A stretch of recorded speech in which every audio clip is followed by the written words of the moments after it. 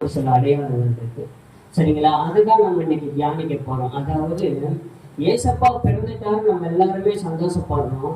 ஆனா அவர் நமக்குள்ள பிறந்தாரா, அவர் நம்மளை நினைச்சு சந்தோஷப்படுறாரான்றதான் இன்னைக்கு நம்ம தியானிக்க போறோம். ஹல்லேலூயா.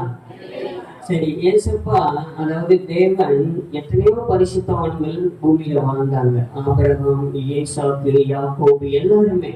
ஆனா தாவீதை மட்டும் பார்த்து கர்த்தர் சொன்னாரு, இவன் என் இதயத்துக்கு ஏற்றவன் சொல்லி. ஏன் அந்த வார்த்தையை சொன்னாரு சொல்லுங்க.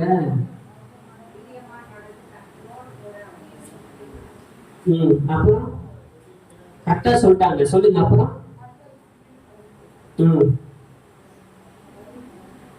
அதுலயும் ஒரு வார்த்தை இருக்கு, இவன் எனக்கு சித்தமானவர்களெல்லாம் செய்வான் என்று அவனை குறித்து அவர் சாட்சி கொடுத்தார்.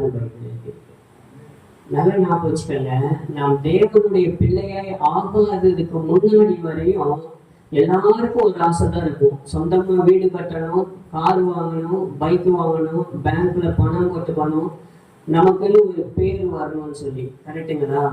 ஆனா நம்ம தேவ பிள்ளையா மாறினதுக்கு அப்புறம் நம்ம ஆசையெல்லாம் எப்படி இருக்கணும்னா, இயேசுப்பாவுக்கு பிடிச்சது ஏதோ அதைதான் நமக்கு பிடிச்சதாவே மாறிடணும். ஹல்லேலூயா.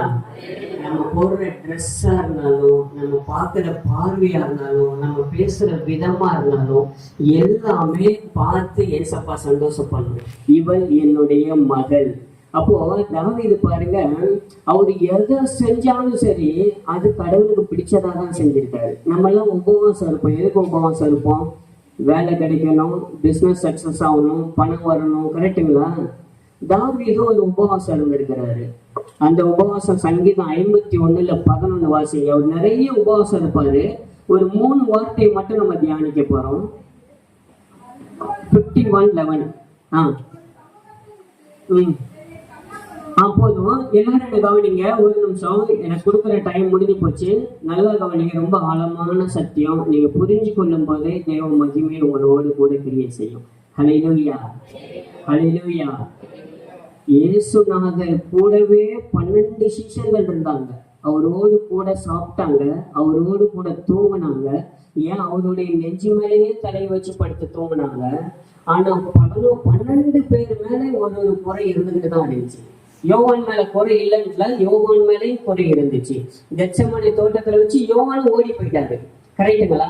12 பேர் மேலே குறை இருந்துச்சு. ஆனா பெந்தேகோஸ்தே நாளாண்டு தேவ மகிமை இறங்கின பிறகு அத்தனை பேரும் ரத்த சாட்சியாக மடிச்சாங்க. ஹல்லேலூயா. அப்போ நம்ம என்னதான் எவ்வளவு நெருங்கி தேவனோடு கூட பழகினாலும் பரிசுத்த ஆவி நமக்குள்ள இல்லாம தேவனுக்கு பிரியமாய் வாழ்வது கூடாத காரியம். இப்போ தாவீது ஒரு ஜெபம் பண்றாரு. நல்லா ஞாபகம் வச்சுக்கோங்க. இப்ப நம்ம தான் தாவீது நினைச்சுக்குவோம். சரிங்களா? தாவீது இப்ப யாரா இருக்கிறாருன்னா ராஜாவா இருக்கிறாரு. ஒரு தேசத்துக்கே ராஜா. ராஜா போட்டிருக்கிற ட்ரெஸ் எல்லாம் எப்படி இருக்கும்? டைமண்ட், கோல்டு நிறைஞ்சதா இருக்கும். கரெக்டா? இந்த உலகத்துல ரொம்ப பெரிய பதவி எது? அதை விட பெரிய பதவி கிடையாது. கரெக்டா? இப்ப அவரு ஒரு ராஜாவாயிட்டாரு. அவருக்கு மனைவி, பிள்ளைகள், ஆடு, மாடு, பணம், நகை எல்லாமே இருக்கு. அவருக்குன்னு ஒரு குறையும் கிடையாது. ஒரு மனுஷனுக்கு எல்லாமே இருந்தா எல்லா சந்தோஷமும் இருக்கும். கரெக்டா? தாவீதுக்கு இப்ப குறையே கிடையாது. ஆனா தாவீது என்ன பண்றாருன்னா, உபவாசம் இருந்து கடவுளுடைய சமூகத்துல ரெட்டுனா நல்லா கவனிங்க. கோணிப்பை, நம்ம வீட்டுல இருக்கிற கோணிப்பை எடுத்து போட்டுக்கிட்டாங்கன்னா அந்த காலத்துல அவங்கள அடிமைன்னு சொல்லுவாங்க. முஸ்லிம்ஸ்லாம் பர்தா போட்டுக்கிட்டாங்கன்னா அவங்கள முஸ்லீம் நம்ம தூரத்துல இருந்து கண்டுபிடிக்கணும். கரெக்டா? அந்த மாதிரி அந்த காலத்துல கோணிப்பை ஒருத்தன் போட்டுக்கிட்டாங்கன்னா, ஒரு குடும்பமோ ஒரு மனிதனோ போட்டுக்கிட்டாங்கன்னா அவங்கள அடிமைகள்னு சொல்லுவாங்க. அவங்க சாகும் வரை யாருக்காவது அடிமையா போய் வேலை செஞ்சு கொடுத்துட்டு சாப்பிட்டுக்கிட்டு செத்துருவாங்க. அதுதான் அவங்க வாழ்க்கை. அந்த ட்ரெஸ்ஸை போட்டுக்கிட்டு, ராஜா ட்ரெஸ் எல்லாம் கலட்டி வீசிட்டு அந்த ட்ரெஸ்ஸை போட்டுக்கிட்டு உபவாசத்தோட கண்ணீரோட முட்டி போட்டு அவர் எதுக்காக ஜெபிக்கிறாருன்னா, தேவனே உமது சமூகத்திலிருந்து என்ன தள்ளிடாதீங்கன்றாரு. அவருடைய உபவாசம் எதுக்காக இருக்கிறாருன்னா, சரி கர்த்தருடைய சமூகம்னு என்ன சொல்லுங்க, சீக்கிரம் சொல்லுங்க, முடியுது, டைம் முடிய போகுது. ஆலயம். கரெக்ட். அப்புறம் அப்புறம் சொல்லுங்க. அவருடைய சமூகம்னா நீங்க வீட்டுல அவரை தேடுறீங்க பாருங்க, அது அவருடைய சமூகம். நீங்க தினமும் ஒரு இடத்துல தேவனை தேடுறீங்கன்னா அது ஒரு சமூகம். இங்க வந்து தேடுறீங்கன்னா அது அவருடைய சமூகம். இப்போ சவுலும் இருந்தாரு, தாவீதும் இருந்தாரு. தாவீது இன்னொருத்தன் பொண்டாட்டிய தனக்கு பொண்டாட்டிய வச்சிருந்தாரு. கரெக்டா? பைபிள் அப்படித்தானே எழுதியிருக்கு. அந்த தப்புனால அவர் ஆவியில ஒரு மாற்றம் நடக்குது. சரீரத்துல மாற்றம் மாதிரி ஆவியில என்ன மாற்றம்னா, அவரால் இப்ப ரொம்ப நேரமா தேவனுடைய சமூகத்துல முட்டி போட்டு ஜெபிக்க முடியல. ரொம்ப நேரமா கர்த்தரை பாட்டு பாடி ஆராதிக்க முடியல. நல்லா ஞாபகம் வச்சுக்கோங்க, தேவ சமூகத்துல இருந்து அவர் தள்ளிட்டாருன்னு அவர் கண்டுபிடிச்சிட்டாரு. அதாவது தேவ சமூகத்துல தேவன் ஒருத்தனை தள்ளல அப்படின்னா என்ன நடக்கும்னா, நீங்க உங்க வீட்டுல முட்டி போட்டு ஜெபிக்க ஆரம்பிச்சீங்கன்னா மணி போறதே தெரியாத அளவுக்கு நீங்க ஜெபம் பண்ணுவீங்க. பைபிள் படிக்க ஆரம்பிச்சீங்கன்னா மணி போறது தெரியாத அளவுக்கு பைபிள் படிப்பீங்க. ஆராதிக்க ஆரம்பிச்சீங்கன்னா நீங்க ஆவியில நிரம்பி உங்களுக்குள்ள தேவ அன்பு பொங்கி வழிகிற அளவுக்கு நீங்க ஆராதனை செய்வீங்க. இதுதான் அடையாளம். எப்போ நமக்கு டைம் கிடைக்கும் கர்த்தரை போய் தேடுவோன்ற எண்ணம் உங்களுக்குள்ள துடிச்சுக்கிட்டே இருக்கும். வேலை செய்யறப்பயோ, டிராவல் பண்றப்பயோ, ஏதோ ஒரு காரியம் செய்யறப்பெல்லாம் கடவுளுக்கு பிடிச்ச பாட்டை கேட்டுக்கிட்டே இருப்பீங்க, இல்ல வசனத்தை தியானம் பண்ணிக்கிட்டே இருப்பீங்க, இல்ல ஏதோ ஒரு பாட்டை பாடிக்கிட்டே இருப்பீங்க. இதெல்லாம் என்னன்னா கர்த்தருடைய ஆவியானவர் உங்களுக்குள்ள வாசம் பண்ணா நடக்கிற அடையாளங்கள். இந்த அடையாளத்துல முக்கியமான அடையாளம் தான் தினமும் தேவனோடு கூட நாம சஞ்சரிப்போம். இது தாவீதுக்கு நின்று போயிடுச்சு. தாவீது இதை கண்டுபிடிச்சிட்டாரு. தேவன் அவர் சமூகத்துல இருந்து என்னை தள்ளிட்டாரு. அதனாலதான் நான் இப்ப ஆசையா போறேன் கர்த்தருடைய ஆலயத்துக்கு. என்னால ஒரு மணி நேரம் 2 மணி நேரம் கூட என்னால உட்கார முடியல. அவருடைய சமூகத்துல ஜெபிக்கணும்னு நினைக்கிறேன். 3 நிமிஷம் 2 நிமிஷத்துக்கு மேல என்னால ஜெபிக்க முடியல. என் வாயில வார்த்தையே வரமாட்டேங்குதுன்னு தடுமாறுறாரு தாவீது ராஜா. இந்த அனுபவம் நமக்கும் இருக்கும். கரெக்டுங்களா? அவர் சமூகத்துல இருந்து நம்மளை தள்ளலைன்னா சர்ச்சு டைமுக்கு நம்ம இந்த இடத்துல இருப்போம். நமக்குள்ள எல்லாரை விட நமக்குள்ள மட்டும் அந்த அன்பு பொங்கி வலிஞ்சுக்கிட்டே இருக்கும். இன்னொன்னு சொல்லட்டுமா, நானும் ஒரு சில ஆலயத்துக்கு போகும்போது அந்த ஸ்டார்டிங்ல தெரிஞ்சு போயிடும். கையை தட்டுங்கன்னு சொல்லிட்டு நான் ஜெபம் பண்ணி முடிச்சு 10 நிமிஷம் ஆகும் அவங்க கை தட்டி நிறுத்துறதுக்கு. அவ்வளோ அனலா இருப்பாங்க ஒவ்வொருத்தரும். அதுக்குன்னு உங்களை நான் குறை சொல்றேன், நீங்க தப்பா நினைச்சுக்காதீங்க. அந்த கை தட்டுறதுல தெரிஞ்சு போயிடும். ஜெபம் பண்றது உக்காந்து ஜெபம் பண்ணா அவங்களுக்கு திருப்தியா இருக்காது. முட்டி போட்டு ஜெபம் பண்ணாதான் அவங்க ஆத்மாவே திருப்தி ஆகும். என் ஜெபத்தை கர்த்தர் கேட்டார் அப்படின்னு சொல்லி சும்மா உட்காந்து சேர்ல உட்காந்தியோ கீழே உட்காந்தியோ கண்ணை மூடி ஜெபம் பண்ணா அது அவங்களுக்கு ஒரு திருப்தியாவே இருக்காது. மனசுக்குள்ள ஒரு உறுத்துதல் இருந்துகிட்டே இருக்கும். தாவீது ராஜா சொல்றாரு, ஆலயத்துக்கு போவோம் வாருங்க நோக்கி ரொம்ப சந்தோஷமா ஒரு பொங்கி வந்துட்டாங்க. ஒரு சில நேரம் நமக்கு எப்படா பிரசங்கத்தை முடிப்பான் சீக்கிரம் எந்திரிச்சு போலான்னு தோணுது அப்படின்னா தப்பு நமக்குள்ள இருக்கு. எங்கேயோ நம்ம ஆவி தேவனை விட்டு விலகி இருக்குன்னு அர்த்தம். கரெக்டுங்களா?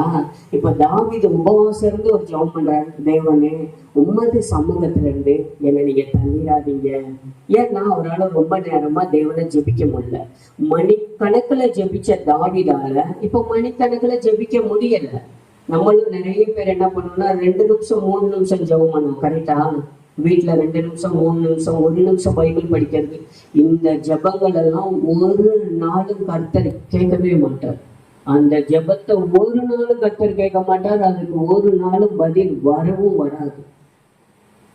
ஏசப்பா கெத்செமனே தோட்டத்துல இருந்து வெளியே வரும்போது சொன்னாரு, சீஷர்கள் எல்லாருமே நித்திரை மயக்கத்துல இருக்கிறத பார்த்து சொன்னாரு. என்ன சொன்னார் சொல்லுங்க?